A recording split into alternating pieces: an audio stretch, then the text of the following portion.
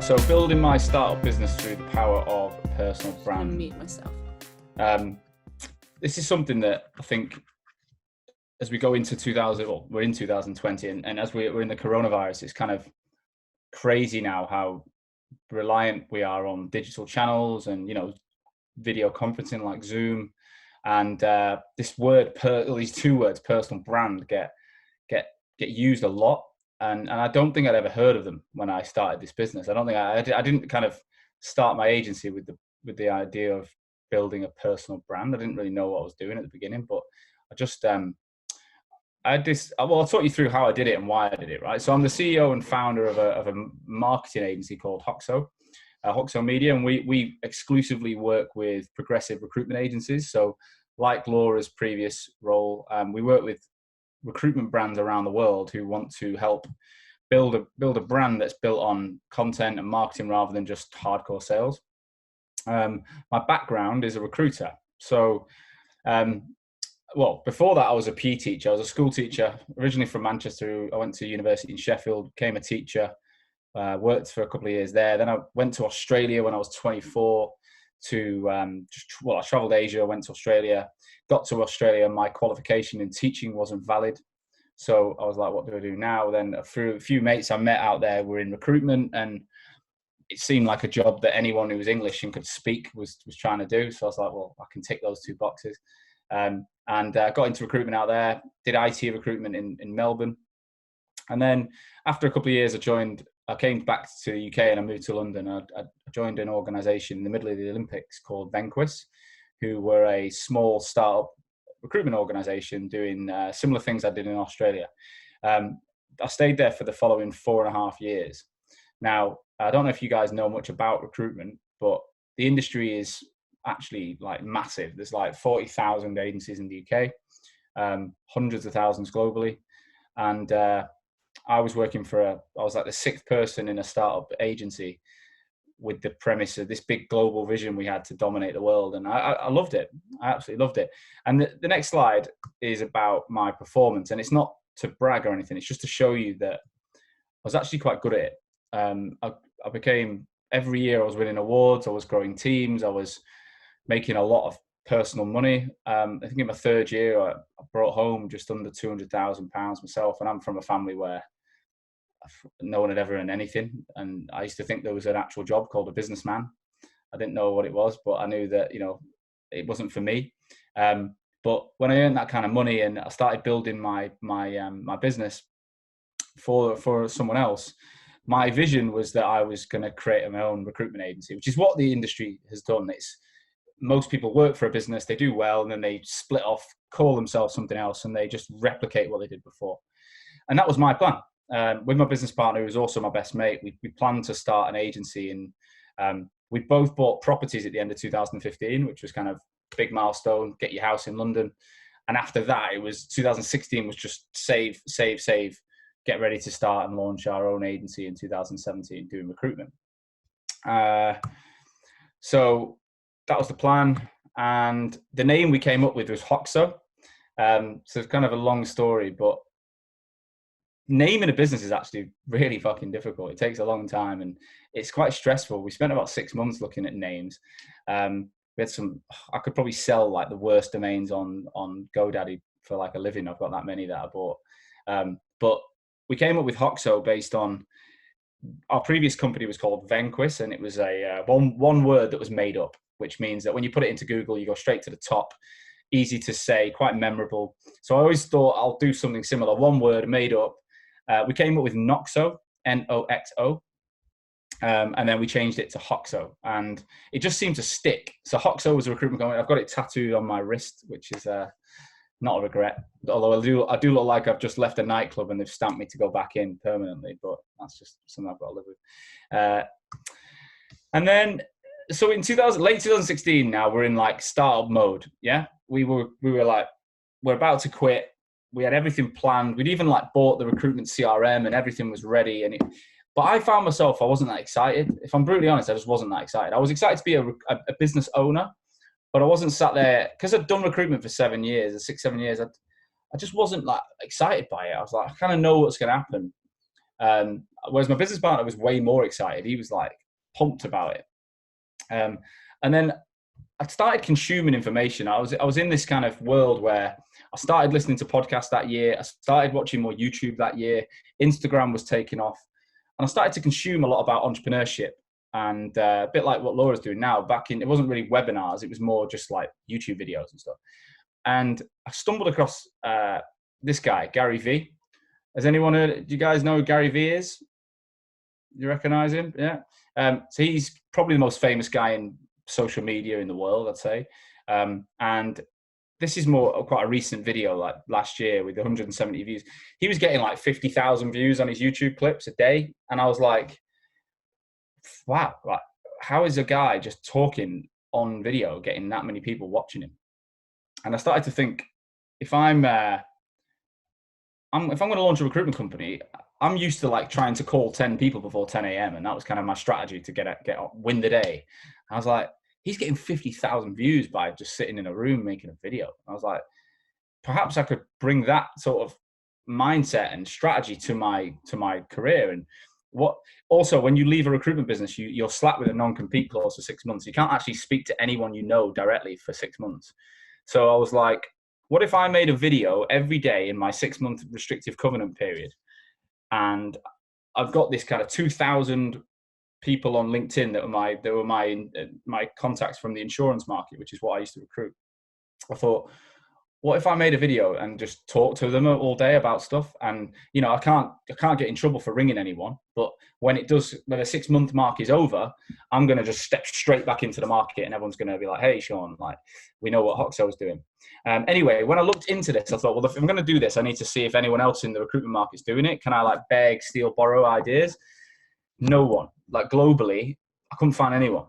I couldn't find a single person doing it. So I was like, it got me thinking. I didn't sleep one night. I was like, what if whilst launching my recruitment business, what if I tried to help other recruitment owners as well? And I spoke to about 6 mates of mine who recently set up agencies, and they were like, yeah, we'd buy that. And I was like, I don't really know what you're buying. I haven't got a plan of what it is, but it sounds like it could be quite interesting.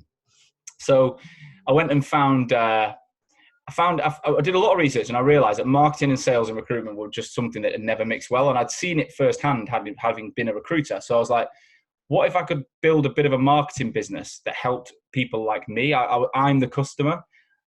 If I could get video content and get views and get engagement without having to just pick up the phone, surely that's something that your kind of younger, more innovative recruitment owner would want.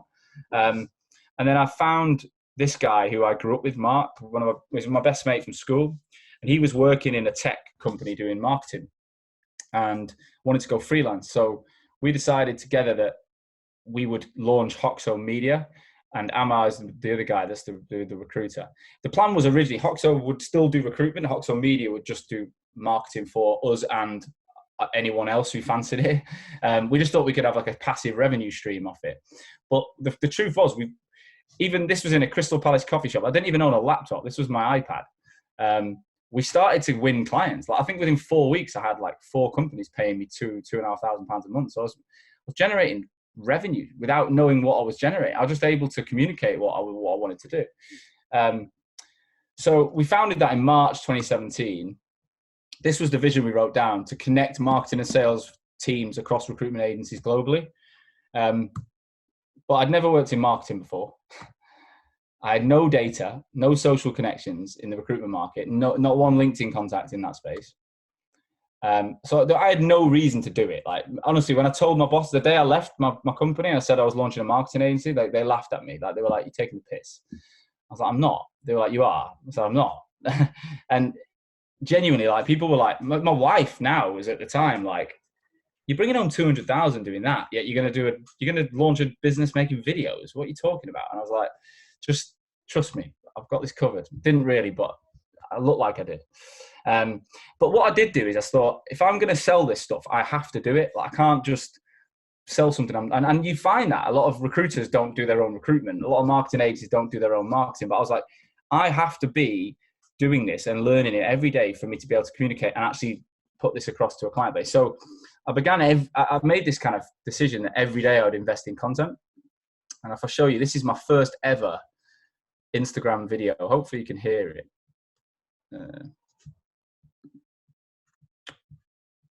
Sorry, this didn't work before. Hi all, hoping you're well. As you know, I've been banging on for the last month or so about a new venture. Well, I'm proud to say I can finally talk about it, which is great. So first and foremost, I want to say thanks to all of my insurance and recruitment contacts. I spent the last 5 years recruiting into the insurance market, and it's been an unbelievable journey. I've now decided to leave that and launch my own business, which is known as Hoxo Media, a completely recruitment dedicated social media agency. So take a look at www.hoxomedia.com and please follow, like, share, comment, give us your feedback and tell all your friends about it. All support is welcome and we'll keep posted. Thanks a lot. Cheers, guys.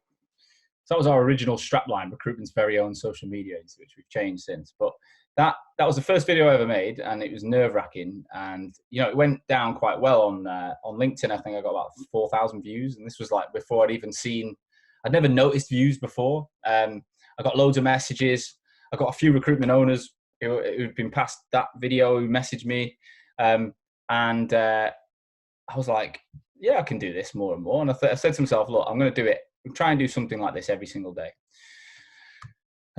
So 3 years later, we've won 2 global recruitment awards for our clients' work. I now have a podcast called the Recruitment Agency Growth Podcast, which I get 11,500 listeners to every single month. Well, it's growing. I get about 400,000 views a month on LinkedIn personally. I've got over 50 clients around the world paying me circa £30,000 a year to run and manage their marketing. I get daily inbound leads every single day. I don't think I've had a day in 2.5 years where I've not had someone come to me and ask for some information about what we do. So we've been able to build a completely inbound stream of clients, and the sales to date, based on the exact clients that we can track in our CRM, came to us, has generated over £2.5 million in the first 3 years. So I'm quite proud of it, and I think the reason it's worked is that I've taken the skills I used to build my brand offline as a recruiter and I've translated them online. So whilst a lot of the stuff, the day-to-day is different, the DNA of me and how I do things isn't. And to be successful in any job, without knowing it, you have to have a personal brand, right? The definition of a personal brand is the perception you leave with people based on your knowledge, skills, and personality, or knowledge, experience, and personality. So it's, you've already done that in every meeting, on every phone call, in every engagement you have as a professional. But most of us have only ever done it one-to-one, online, offline. So the bit about building a personal brand, I was already a great networker. I was already a great connector. I was already a great salesperson. I knew I could fill clients with emotion. I knew I could close and bring people together and create opportunity. I could do all these things, and I had to start doing that at scale online and not just in one-on-one meetings, because I was limited that way. So how did I do it? Now let's talk a bit more about the dynamics of what I actually did, and I'll give you kind of a bit more of a in-depth story as to how the journey, because it's not all been positive. There's been some lows as well, but I'll take you on a bit of a journey through it.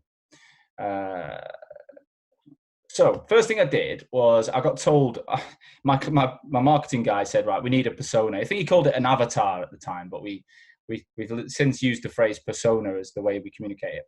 A persona is effectively a semi-fictional representation of your target customer or customers, right? So the way I was described to it by my mate, he said, look at Nike, for example, as a brand, right? Nike might sell something like a pair of leggings, let's use, right? They would have, say, 3 clear personas that they would sell those leggings to.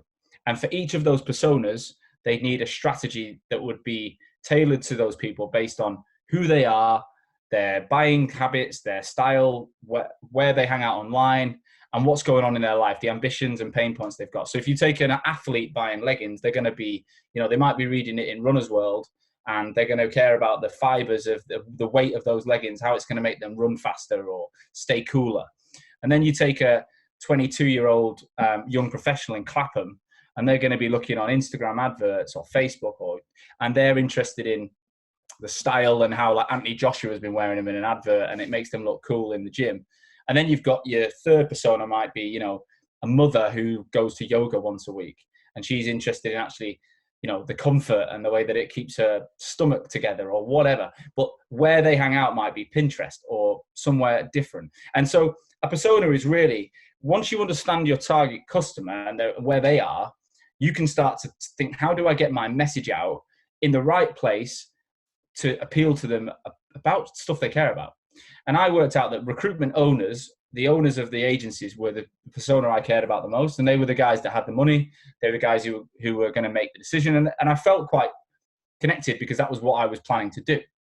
So I mapped out this little persona map where I worked out their demographics, their role, their style, their ambition, and their pain. And they're the two things we wrote down the most, is ambition and pain. So what are they trying to achieve? And what are they struggling with? What's the problems they face? All relating to like brand and business growth. And so once we knew that, it then gave us a whole host of things for me to talk about. And I spent ever since really, I've been following a similar methodology that I said to myself, well, firstly, I don't have any LinkedIn connections that are recruitment owners, or I had very few. So I spent 8 o'clock every day till about 9 o'clock adding 50 recruitment owners a day. Now, I didn't always keep it to 50. Sometimes I'd do 40, sometimes I'd do 100. But I made an effort that my morning would start with sending outreach messages and connecting with people. The next thing I said to myself was I have to post every single day on LinkedIn, because I knew that was the environment that recruitment owners, they were 100% on, because I'd spent my life as a recruiter on LinkedIn. So one post a day. Now, that would be based on the information in the persona map. So one video might be about how to engage your employees to think about content. One might be about employee engagement and going to the gym. I did a video about. I remember I went to a client meeting once, and the guy was like, "We care about our people. We want to grow a big business. We want to want people to be happy." But as we were talking, one of his team walked out of the office. It was about 12:10. This guy banged the table as the guy walked out of the office, and I said, "What's wrong?" And he went, "Oh, he's going to the gym again." I said, "What's wrong with that?" And he said, "Well, he's in probation, so I don't want him to go to the gym." And I was like, "Well, you've just told me you care about employee advocacy and health and well-being, and you want to build this amazing big business, but you don't let your guys go to the gym in probation because you don't trust them." I said, "Well," I kind of left that meeting so pent up with emotion. I made this video on LinkedIn where I just talked at the camera, and I ended it by arriving at the gym, and I got like 250,000 views on it in 2 days. 250,000 views. I got a call from a guy in Seattle who was like a mad recruitment enthusiast who was like, "Sean, I didn't understand 30% of what you said, man, but you're funny." And he was just like, "I love what you're about." And he started sharing my stuff across America, and my connections just started to grow. But I would take inspiration from the things I was just doing, and then I would talk about it and relate it back always to that one persona. And then I tried to send out at least 10 messages a day. So once they connected with me, I would send them a bespoke message, introducing myself. And I was definitely not very good at that at the beginning. I'd send really long-winded messages that people, I can see now, people message me. I think Laura, actually, I think I sent you a long one, and then you messaged me 2 years later, having ignored the first one. And I didn't really get it, but I was just full of energy and just wanted to get my message out there. Now, I think I've got 21,000 recruiters on there, and it's made having that network now. I know that when I talk, people will automatically see it because they're connected to me, and my connections are all very, very similar. So I'm not spreading myself across all sectors and all types of people. My message is really clear. I talk to recruitment owners, recruitment marketeers, recruitment consultants about the benefits of branding, marketing, and advocacy. But it started with a simple connection, post, and direct message. It's not actually that much more complicated than that. Then I worked out I needed to get some people to help me, because we had these 4 clients, and they needed some video content, and they wanted us to do. And actually, as well, I wanted to stand out and do some cool stuff. So I didn't really have any money. I'd not saved any.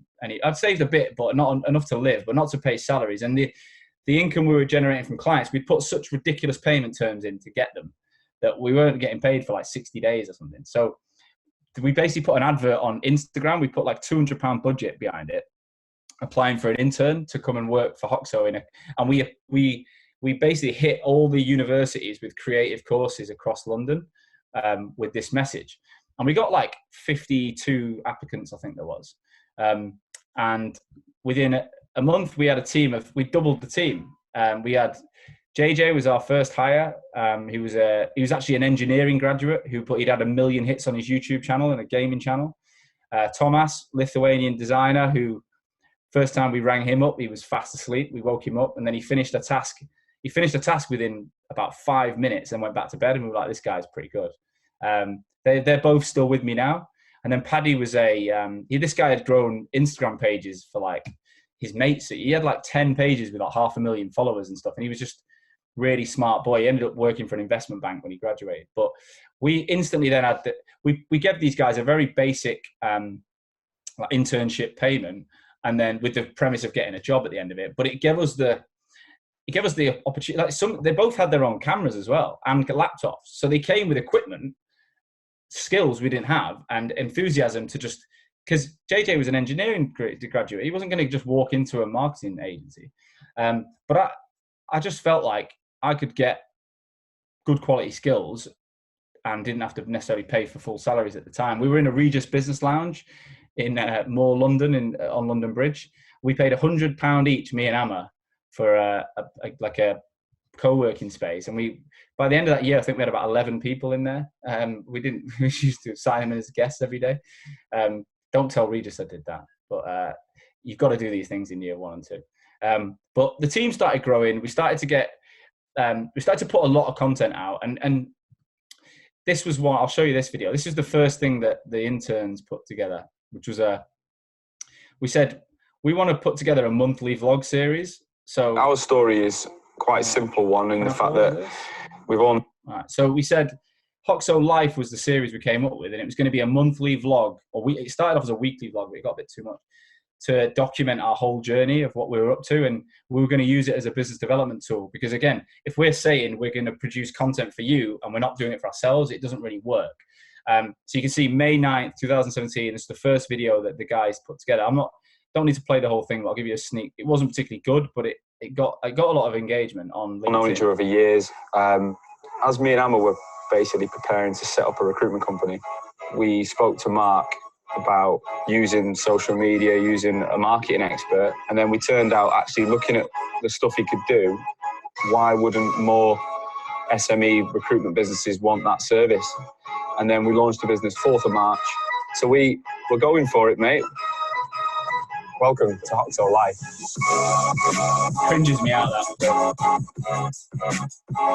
But then there's like a couple of minutes about the first week of Hoxo and the things that we got up to and the clients we tried to sign. But if you actually go then to our YouTube channel, which it's never been something we promoted very much, but if you go to playlists, you can literally see Hoxo Life. Like, we've done an episode every single month since then. So looking back on my journey now, it's amazing. And sometimes I just watch a random clip and see it goes back to the time. I get like, really good memories. I'm able to see what we were up to, some of the crap we were doing. Like, we went to Berlin in the first few months and how we won a project in Germany. We won a project in Germany to make a video for a recruitment company in German.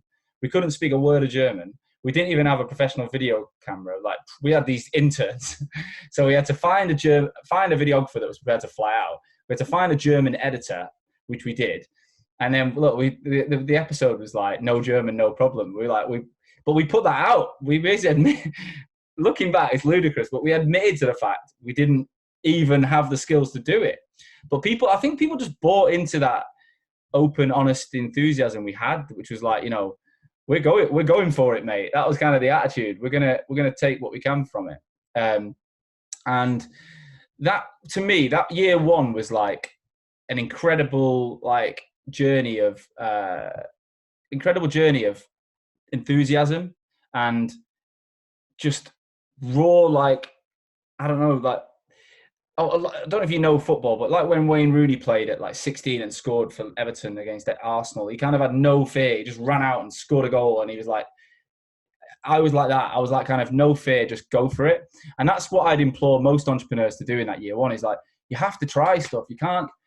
I have this motto: done is better than perfect. And if I'd have sat there and measured and looked at everything I was going to put out, fear would have probably struck me. But I look back and I think that was the one thing that by the end of that year, everyone knew me, and in the sector, I knew what Hoxo, they recognized the name. I don't think everyone knew what we did, and we weren't particularly great at it, but they knew who we were, and we cemented our place in it, and it gave ourselves a platform to grow. Later that year, we then invested in a relationship with Hubspot. Hubspot is the leading marketing automation software on the planet, and we got into that because we realized quite quickly again that we were doing some good work for clients, but we weren't underpinning it with anything to justify the ROI and to see results well enough. And again, as an entrepreneur, as a business owner, you've got to pivot quick. You've got to go out and find solutions that are going to help your product. And I reached out to the guys in Dublin, flew over and signed a contract to become a partner to HubSpot. So that meant that we carried on doing what we were doing, but we were backed by their years of experience, their technology and their methodology. So that was a huge moment at the end of year one. So at the minute I'm building up the team. I'm moving away from the intern model now because we had about 10 paying customers. We just signed with HubSpot. The brand's growing. I'm pumping out all this content. We got a hell of a lot of leads in year one. A lot of people wanting to know what we were up to, but not as many signing. There was no process really behind how we took a customer from seeing us online all the way through to being a client, other than just sheer enthusiasm. By the end of the first year, we moved into an office in East London. I looked cold because there was no heating in the building. It was cheap, and it was this big old warehouse in East London, but it was ours. It was an amazing feeling to say we've got our own door that we can shut the door, and it was 750 square feet on 2 levels, and it gave us a base. And we had guys traveling from the furthest part of West London all the way over to Bow in East London to be in that office, and we were 15 minutes walk from the station as well. So we had a really committed team just to get there in the morning. But that was a really big moment. And at this point, we weren't really making any profit. So by the end of year one, I think we generated about £230,000. And by the time we'd hired about 8 or 9 people, not all permanent, but I think the cost of the business, I didn't pay myself for 9 months, was about bang on that. I think we might have made 20, 30K profit. But we'd spent a lot on technology, on content, on outsourcing. We burnt a lot of money on things that probably were not relevant and useful. We signed an office. So we did all these things in year one, but it was an incredible journey looking back. Then this is 2019, but moving into 2018 and into 19, things got more, I felt like all the work I'd done on LinkedIn, all this talking I'd been doing started to resonate with people. And when I got invited into LinkedIn's HQ to do a talk to 60 recruitment marketeers, and that was a big moment because LinkedIn called me up and said, can you come in and talk? I was like, LinkedIn are calling me up. I was like, what's this about? But by going there and standing in front of the 60 progressive recruitment owners and marketeers, that was a big moment that resonated with me that, we were onto something here. We still weren't making great revenue. I think we only had about 10 to 15 clients.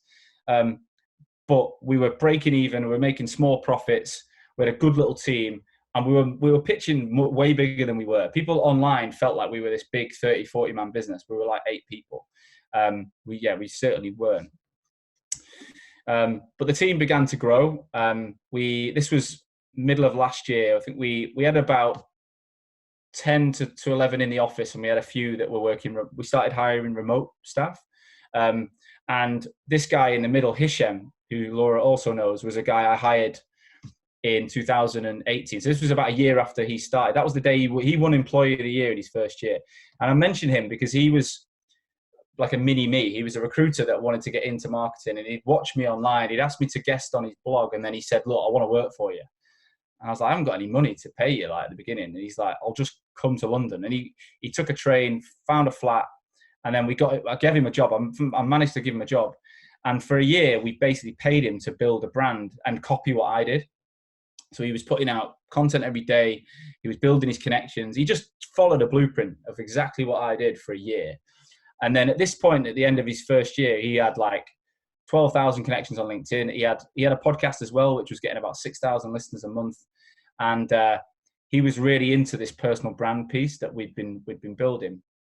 And I'd say at that point, I felt like, we're onto a winner now. We're generating 350, 400,000 pounds. We've got a nice team. I'm speaking at events. What could happen next? Like, this is great. I launched my own podcast. So I decided Hisham's podcast was doing really well. He'd launched it in his bedroom, but after I hired him, we were like, it'll be a Hoxo podcast.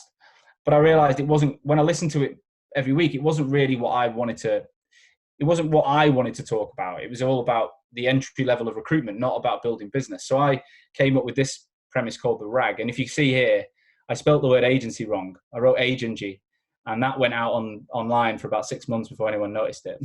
But these are the things, again, you make mistakes. But that podcast, in the first month, we got 1,000 downloads. And that was only because I'd already built a brand in that market. So without having a couple of years of me pumping away at recruitment owners, I would never get 1,000 listens in month one, but I did. And that was a big moment, because it meant that I was not only just talking and creating content, I was leveraging other people's ideas and content. So like Laura today, bringing me in, all she's really having to do is bring me in and let me talk. And I was doing the same with a podcast. Every week I was getting expert recruitment owners telling their story. And then from the back of that, people were listening, and then they were associating that story to me. And I started releasing an episode every single week, early 2019. And then the most pivotal moment in the history of the agency before coronavirus was the end of May last year. So if you look here, 3 big major things happened inside 4 weeks. Firstly, I got married, and she's still with me, thankfully. So it wasn't the worst decision she ever made. But that meant as an entrepreneur, when I've not really had more than a week's holiday to that point, my brain was like totally occupied, because I had a massive Turkish wedding. I'd had a house being renovated that I'm in now, which the builder ran away after paying him. I paid him 2 weeks before he completed the job, and I never seen him again. It took £10,000 and buggered off. So I was scrambling around, like fixing all of his mess. I was planning a wedding. I had like 300 Turkish guests flying over from Istanbul, and I'm trying to run a business. And then Hisham, the guy I had invested all that time in, told me he was leaving. And I was like, fuck, now? Like, you have to leave now? Like, this is the time I'm going to be off, and we're doing this together. But he was like, look, I want to do my own thing. And I was like, how am I supposed to, like, not, I'd started my own agency. He wanted to build his own business. I think I'd given him so much, and he'd seen so much of an entrepreneur's life, that he was like, I think I can do this now, which I had to applaud him, because like, he was 24, 25, a year in the job, and he was ready to go and do his own thing. I was like, well done. Like, and then the guy who had originally started the agency with here, Mark, my best mate from school, wasn't enjoying the where we were heading. He was, we were at a point where we were just on the cusp of starting to grow, and he wanted to just take more money and step back. And I was like, ooh.